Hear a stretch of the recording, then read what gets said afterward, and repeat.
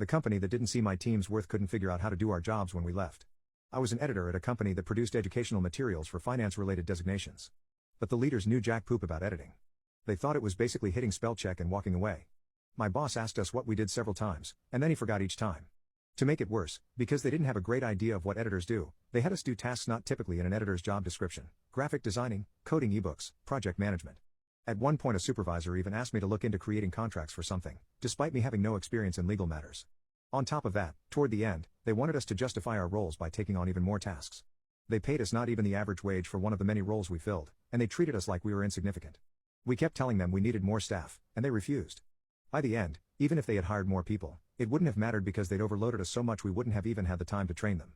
So finally, me and a coworker quit within a short time of each other. I found out from one of the remaining team members that one of the people who had been absolutely certain we were superfluous couldn't figure out how to do a key task that I used to perform. He was a digital designer, but he couldn't edit an EPUB. I did leave detailed instructions and links to resources, but he couldn't do it.